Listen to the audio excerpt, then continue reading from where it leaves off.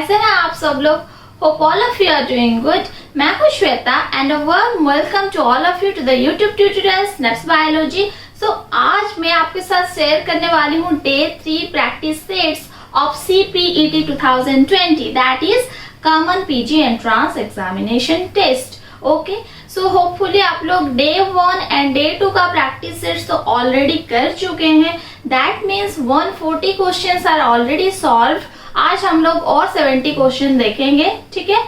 So for to simplify your study मैंने ये जो 70 क्वेश्चन है इन्हें दो पार्ट में डिवाइड कर ली है। That means part 1 consist of the 35 question and part 2 consist of the rest 35 questions. Okay, मैं आज आपको each and every question fully explain करके बताऊंगी and please do watch the full video, क्योंकि ऐसा ना हो कि सपोज कोई एक क्वेश्चन आप मिस कर जाते हैं तो वही क्वेश्चन ही एग्जाम में आ जाए। So each and every question को ध्यान से देखें।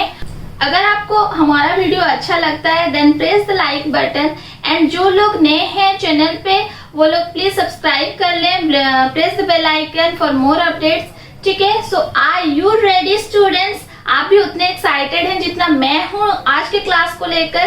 So let's see today's first question. So here is the first questions of today's class, that is who discovered viroids. So what is actually viroids? Viroids are the smallest infectious pathogen. Okay. So ये जो viroids है उसे किसने discover किया था? Options are Stanley, Diener, Findlay, McCallum.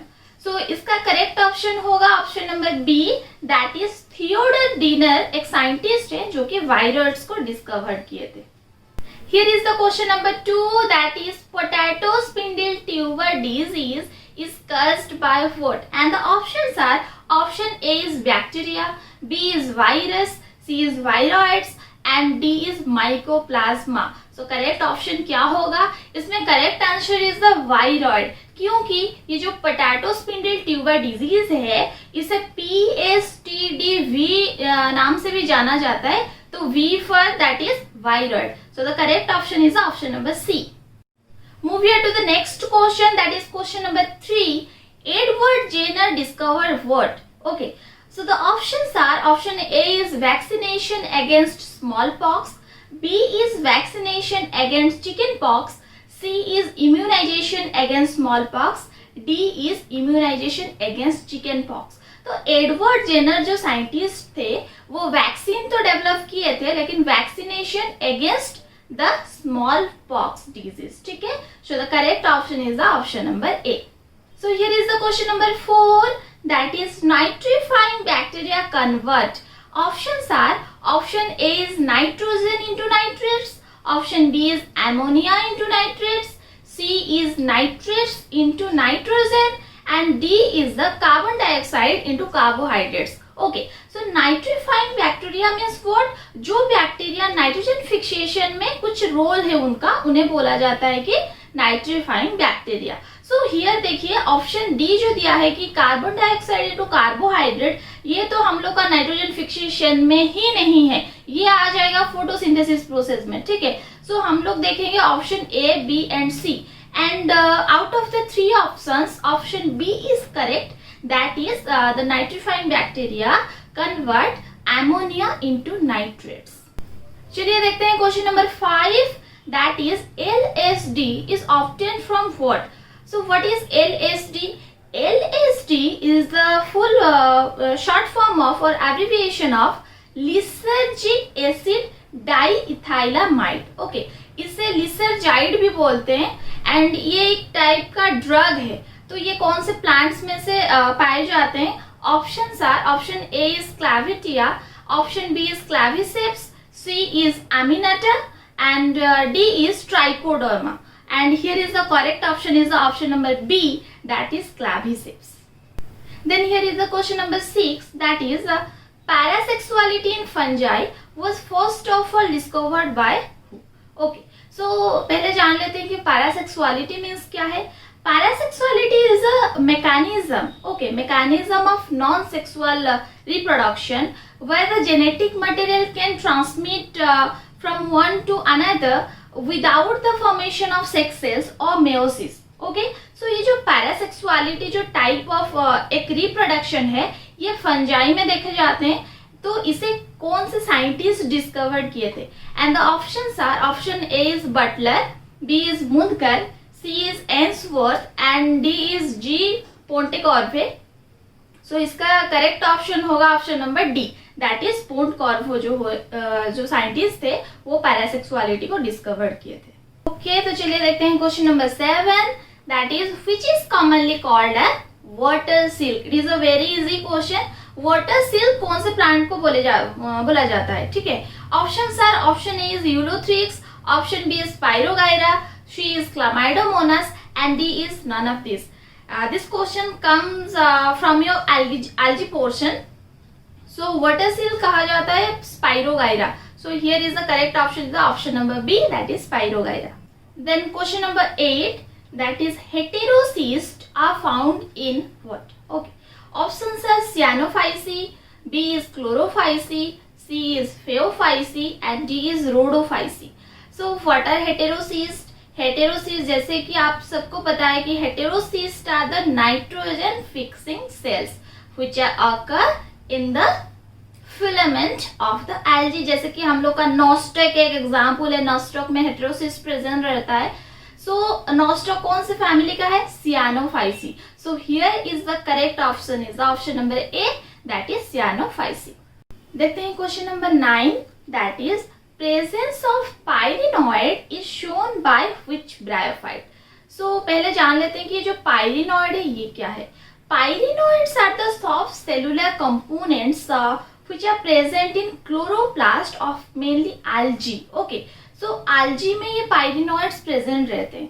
But question में हम लोग को पूछा गया है कि pyrenoids ऐसे कौन से bryophytes में present रहता है। ठीक है, so options are, option A is Rixia, B is Markensia, C is Anthocerus and D is all of these. And here is the correct option, is the option number C, that is Anthocerus. So bryophytes में only Anthocerus में ही pyrenoids present. Move here to the question number 10, that is characteristic gamma cups are present in what? Okay, so gamma cups are the cup-like structure that are mainly the characteristic feature of the bryophytes. And gamma cup contains gamma-like structure that are the haploid tissue which can directly transfer into a gametophytic body. Okay, so ये जो gamma cups रहते हैं ये किसमें present रहते हैं? Options are, option A is Rixia, B is Markensia, C is Pilia and D is Anthocerus. And here is the correct option, is the option number B, that is Markensia. Note it down. Then here is the question number 11, that is the antherozoids in Selaginella are what? So antherozoids means what? आप सबको पता होगा कि antherozoids mean the male gamete. So question में दिया है कि Selaginella में जो male gamete पाए जाते हैं वो मल्टीफ्लैजिलेटेड होते हैं या बाईफ्लैजिलेटेड होते हैं, या ऑप्शन सी में दिया है कि बाई और मल्टीफ्लैजिलेट होते हैं या नॉन फ्लैजिलेटेड होते हैं. What do you mean by flagella? Flagella are the hair like extension. Okay, so here is the correct option, is the option number B, that is antherozoids of Selaginella are biflagellated structure. Then देख लेते हैं question number 12, that is चिलगोजा is the name of seed of what? Okay, एक seed का name है चिलगोजा, तो ये कौन से plant का seed है? Options are, option A is Pinus gerardiana, option B is Pinus longifolia, option C is Cycas sarcinalis, option D is none of these. So here the option correct option is the option number A, that is Pinus gerardiana. इसे चिलगोजा pine भी बोलते हैं. ये भी question आता है exam में, नोट कर ले इसे कि जो चिलगोजा सीड होता है पाइनस जेरार्डियाना का, उसे चिलगोजा पाइन भी बोलते हैं. Okay, then come to the question number 13, that is the winged pollens are found in what? Okay, ये जिम्नोस्पर्म का क्वेश्चन है. सो जो पोलन रहता है विंग्ड रहता है, वो ये एक स्पेशल कैरेक्टरिस्टिक है. तो ये कौन सा प्लांट का है? Option A is Cycas, B is Pinus, C is both A and B and D is none of this. So here is the correct option, is the option number B, that is Pinus. In pinus plant, the pollen grain are winged, that is the external structure occur both side of the pollen. Okay. Then here is the question number 14, that is ovule of pinus is what? So what do you mean by ovule? Ovule are the structure that contain the female reproductive cells. And हम लोग को पता है कि ovule 6 types के होते हैं. So option देख लेते हैं. Option A is anatropous and unitegmic. Option B is orthotropous and unitegmic. Option C is orthotropous and bitegmic. Option D is amphitropous and bitegmic. इस पे क्वेश्चन पे पाइनस लिखा है. सो पाइनस में हमेशा एनाट्रोपस ओव्यूल एंड विथ यूनिटेगमिक पाए जाते हैं. So the correct option is option number ए. अगर आप लोगों को ओव्यूल ऑफ साइकस पूछा होता तो ऑर्थोट्रोपस होता. साइकस का ओव्यूल जो है वो ऑर्थोट्रोपस रहता है एंड ये भी एक बहुत इंपॉर्टेंट क्वेश्चन है. So note it down. Okay, सो आप देख लेते हैं question number 15, that is grafting is not possible in monocots because of what? So grafting means what? Grafting is a horticulture technique in which the tissues of the plant are joined to one another for the continuous growth of the plant. Okay, so ये जो grafting technique है ये monocots में क्यों नहीं हो पाता है, ये दिया है क्वेश्चन.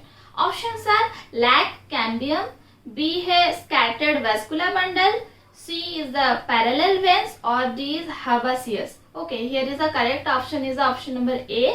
That is क्योंकि मोनोकॉट्स में कैम्बियम नहीं रहता है तो इसीलिए ग्राफ्टिंग टेक्निक नहीं हो पाता है. ओके, सो 15 क्वेश्चंस ऑलरेडी हम लोग डिस्कशन कर चुके हैं. अगर आपको मेरा वीडियो अच्छा लगता है then please hit the like button. Comment करके जरूर बताना कि वीडियो कैसा लगा. ठीक है, तो चलिए देखते हैं question number 16, that is periderm is made up of what? Periderm क्या है?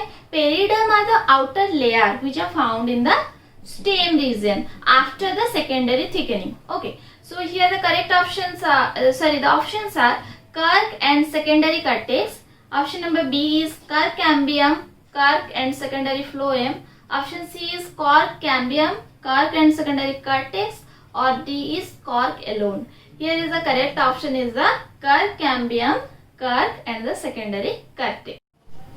Move here to the question number 17, that is the loosely arranged areas in periderm are what? So periderm में जो हम लोग अभी डिस्कशन किए कि periderm are the outer structure found in the stems. So periderm में जो loosely arranged areas रहते हैं उन्हें क्या बोला जाता है? Options are option A is hydathodes, option B is cyphalae, option C is lenticels and option D is rhytidome. Okay, so here the correct option is option number C, that is lenticels. तो आपके screen में अभी question number 18 है. Function of lenticels is, lenticels जो होते हैं उनके function क्या होता है? Option A is gaseous exchange, B is transpiration, C is both A and B and D is none of this. It is a very simple question. Lenticels कहाँ पे पाए जाते हैं? एक तो ट्रांसपिरेशन में होता है, हम लोग को पता है ट्रांसपिरेशन पे स्ट्रोमाटा रहता है, लेंटिसेल्स रहता है. एंड ये जो लेंटिसेल्स होते हैं वो गैसियस एक्सचेंज में भी हेल्प करते हैं. So the correct option is option number C, that is both A and B. चलिए देखते हैं question number 19, that is conducting part of phloem is also named as. So यहाँ पे मैं बताना चाहूंगी कि जो जाइलम एंड फ्लोएम होते हैं, फ्लोएम में क्या कंडक्ट होता है? Organic food. एंड जाइलम में कंडक्ट होता है वाटर. सो हैवरलैंड एक साइंटिस्ट थे जो कि ये जो कंडक्टिंग सिस्टम होता है प्लांट फ्लोएम एंड जाइलम में, इन्हें दो टर्म से वो डिनोट किए थे. This two term are the hadrome and the leptome. So leptome होता है आपका फ्लोएम के लिए एंड हेड्रोम होता है जाइलम के लिए. सो देखते हैं options. Option A is hadrome, option B is leptome, option C is bast, option D is none of this. Question में हम लोग को फ्लोएम पूछा है, सो इसीलिए करेक्ट ऑप्शन होगा option number B, that is the leptome. Then question number 20, that is quiescent centre is present in fair. Okay, so quiescent centre क्या है? Quiescent centre are mainly present in the root apical meristem and it is the center where the cell division occurs very slowly or not at all. इसलिए इसे sterile reason भी बोला जाता है. And ये जो क्विसेंट सेंटर है ये रूट में ही पाए जाते हैं. So the options are option A is root apex, option B is shoot apex, C is vegetative apex and D is reproductive apex. So here answer होगा रूट में पाए जाते हैं, so आंसर होगा, answer is the A, that is root apex. Okay, then move here to the question number 21, that is companion cells are seen associated with what? Okay, so ये जो companion cells होते हैं ये क्या होते हैं? Companion cells are found within the phloem of the flowering plant. जो flowering plant होते हैं उनके जो फ्लोएम पार्ट होता है वहां पे जो सेल्स पाए जाते हैं उन्हें कंपेनियन सेल्स बोलते हैं. सो क्वेश्चन में क्या पूछा है कि कंपेनियन सेल जो होते हैं वो किसके साथ एसोसिएटेड होके रहते हैं? ऑप्शंस देख लेते हैं. Option A is sieve tubes, B is collenchyma, D is medullary parenchyma and C is medullary parenchyma and D is secondary cambium.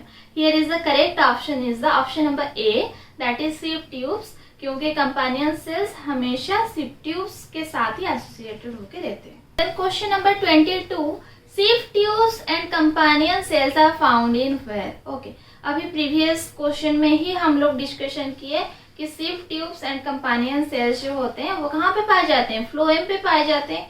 So here the correct option is the option number B, that is the phloem. Okay, तो चलिए देखते हैं question number 23, that is the monomeric units of DNA are. Okay, monomeric units means what? Basic units. DNA का basic units कौन सा है? A is protein, B is nucleoside, C is nucleotides and D is purines and pyrimidines. So here the correct option is option number C, that is nucleotides. क्योंकि हम लोग जैसे बोलते हैं कि पॉलीमर का हम लोग क्या बोलते हैं? पॉलीन्यूक्लियोटाइड. वैसे मोनोमरिक यूनिट होगा न्यूक्लियोटाइड. एंड यहाँ पे मैं और एक इम्पोर्टेंट चीज बताना चाहूंगी. ये जो न्यूक्लियोटाइड्स रहते हैं, nucleotide mainly consist of the deoxyribose sugar, the nitrogen base and the phosphate group. Okay, इसे भी नोट कर लें. Okay, so let's do the question number 24. Which nitrogen base is present in RNA and not in DNA? Question में क्या दिया है ध्यान से देखें. कौन से ऐसे नाइट्रोजन बेस है जो कि आरएनए में तो है लेकिन डीएनए में नहीं है? Options are, option A is adenine, cytosine, guanine and D is uracil. तो यहाँ पे correct option is the option number D, that is the uracil. Uracil जो है वो आरएनए में पाए जाते हैं एंड यूरासिल के जो अल्टरनेटिव है वो है थायमिन जो कि डीएनए में पाए जाते हैं. इसे नोट कर ले, ये बहुत बार क्वेश्चन आ चुका है. Question number 25 is consider the following nucleotides. Okay, हम लोग को 4 न्यूक्लिक एसिड्स दिए हैं. 1 is DNA, 2 is rRNA, 3 is tRNA and 4th one is the mRNA. Question फिर क्या पूछा है? Choose the correct sequence of the arrangement according to their participation in protein synthesis. Protein synthesis means translation process.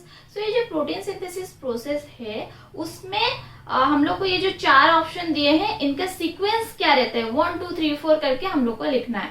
So the options are 1 2 3 4 या 2 3 4 1 या 3 2 1 4 या 1 4 3 2. So देखिए यहाँ पर आंसर होगा ऑप्शन नंबर डी, क्योंकि हम लोग को फर्स्ट दिया है डीएनए तो फर्स्ट तो डीएनए आता है. देन उसके बाद आएगा messenger RNA, that is the fourth point. 1 के बाद होगा 4, देन आएगा राइबोसोमल आरएनए, देन 2 आएगा, देन आएगा transfer RNA. Okay, so the option number D is the correct option. Okay, so here is the question number 26, that is the sequence of basis in DNA is ATTCGATG. Okay, then the sequence of bases in the transcript will be.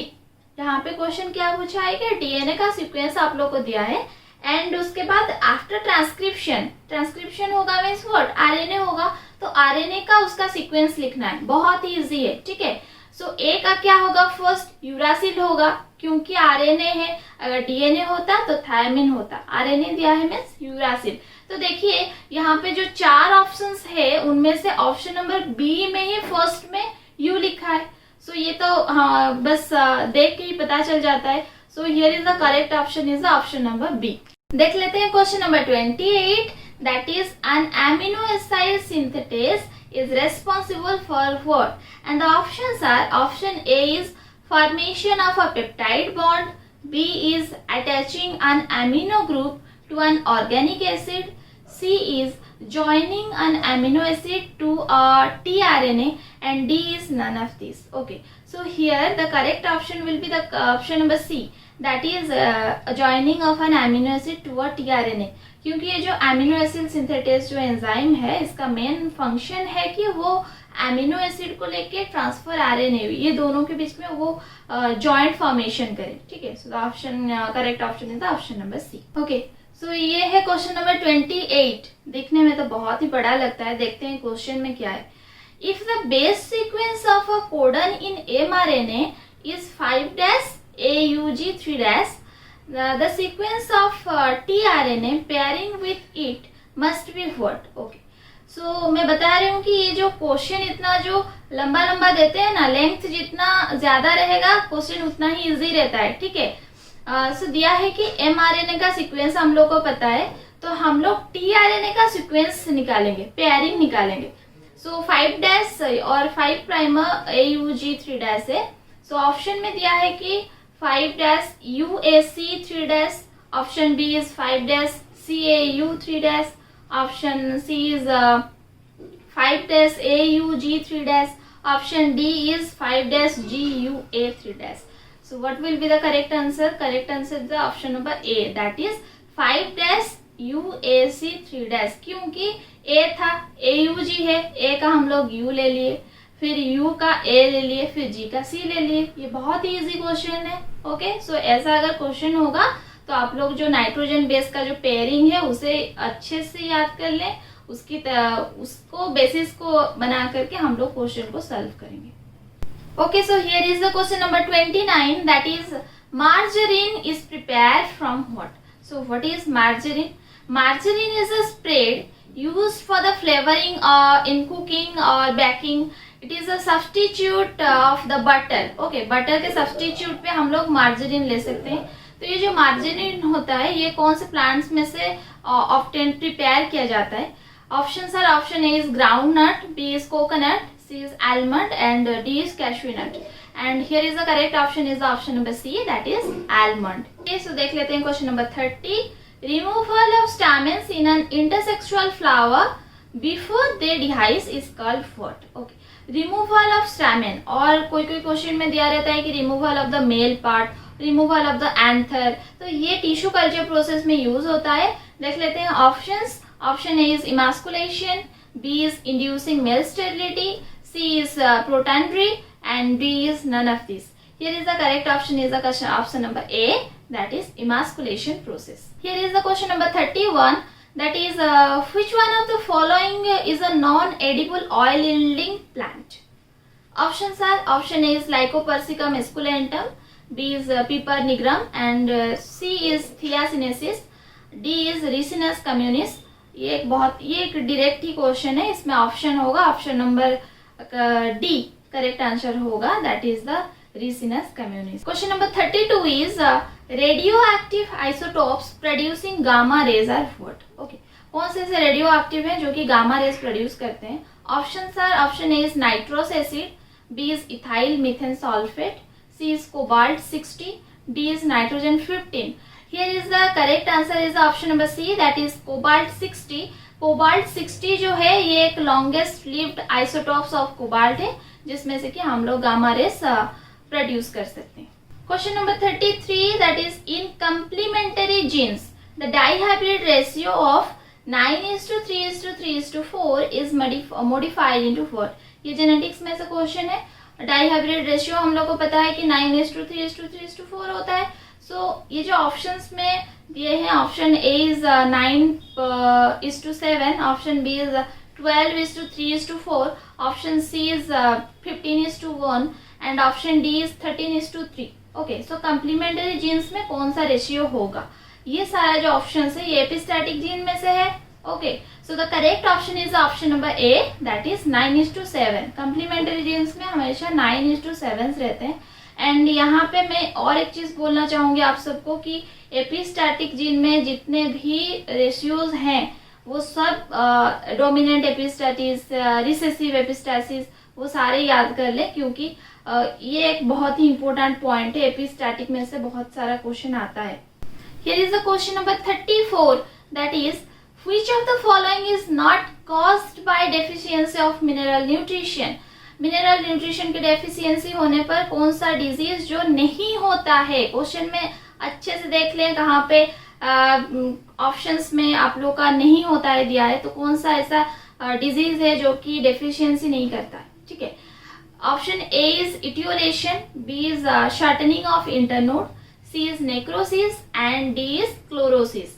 So here the answer will be the option number A, that is etiolation. क्योंकि ये जो etiolation है ये एक process होता है in flowering plants grown in partial और complete absence of light. ये इटियोलेशन कोई डिजीज नहीं होता है. ठीक है. ओके, सो देखते हैं question number 35, the last but not the least, and here is the question is NADPH2 is generated through what? Okay, options are PS2, that is photosystem 2, B is anaerobic respiration, C is glycolysis, D is photosystem 1. So B and C तो बिल्कुल नहीं होगा, respiration में नहीं होता है, ये photosynthesis process में होता है. तो देख लेते हैं कि फोटोसिस्टम 2 होगा या 1 होगा. इसका करेक्ट आंसर होगा photosystem 1, that is option number D. क्योंकि NADPH2 आप सबको पता होगा कि फोटोसिस्टम 1 में से प्रोड्यूस होता है, और PS2 जो होता है वहां पे क्या होता है, स्प्लिटिंग ऑफ वाटर होता है एंड ऑक्सीजन भी प्रोड्यूस होता है वहां पे. तो फोटोसिस्टम 2 में से हम लोग को 2 ATP मिलते हैं. 2 ATP are produced from the PS2 and NADPH2 are produced from the PS1. Okay, so here we have completed the first 35 questions of day 3 practice set. I will be uploading the next 35 question in the evening, so stay connected with us to learn more. Like and share with your friends. Comment करके जरूर बताना कि video कैसा लगा. And if you are new to this channel, then go to the subscription, do the subscribe, press the bell icon for more updates. Okay, हम लोग ऐसे 10 से 15 practice sets करवाने वाले हैं. Okay, so stay tuned.